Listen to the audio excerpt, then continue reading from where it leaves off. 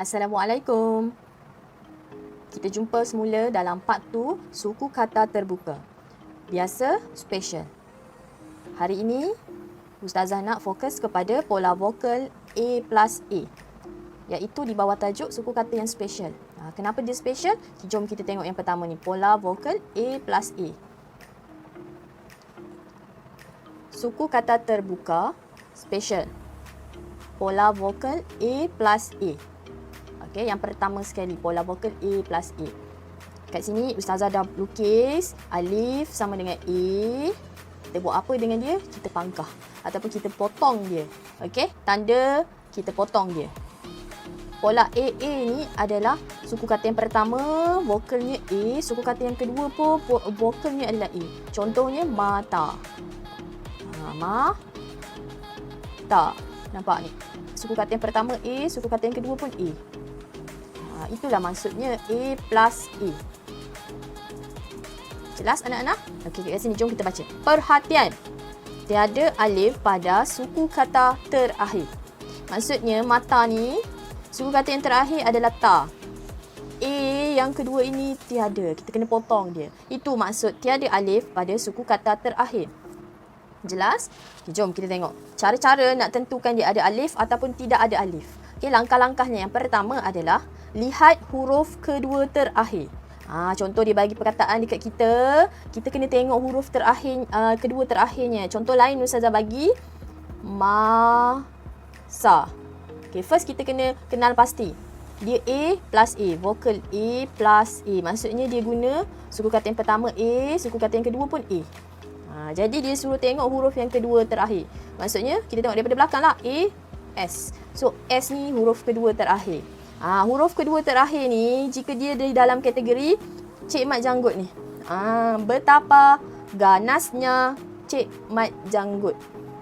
Okey, apabila huruf yang kedua terakhir ni ada di dalam kategori ni, kumpulan ini, maksudnya A di belakang sekali ini kita perlu potongkan dia. Okey, contohnya dia akan jadi sa. Sin terus, tak ada alif. Jelas anak-anak Ustazah? Okay, jadi kita kena tahu huruf-huruf ini. Kena hafal. Macam mana nak hafal?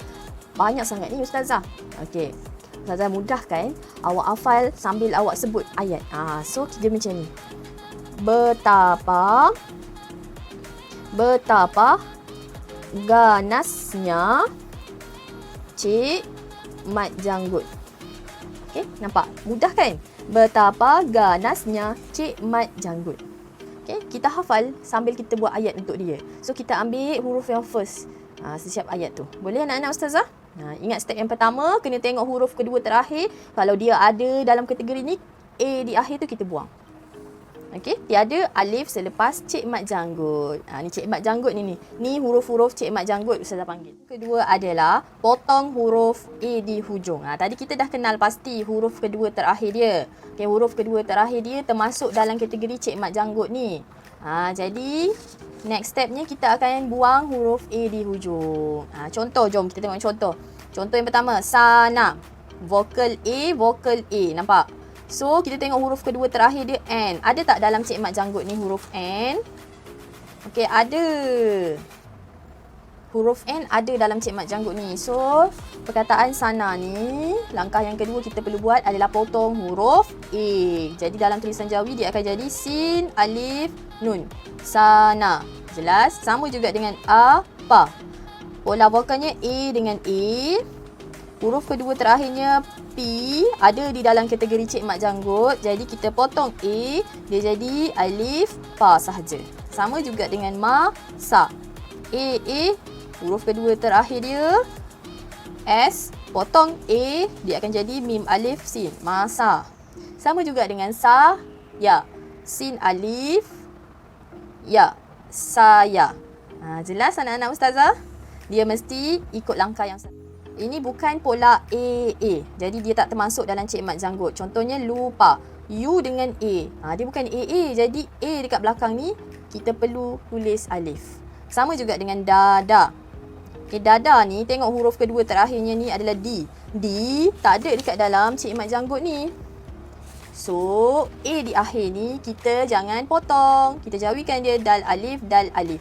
Boleh anak-anak Ustazah? InsyaAllah. Inilah dia suku kata terbuka special pola vokal A plus E. Cik Mat Janggut. Kita jumpa part yang ketiga. Assalamualaikum.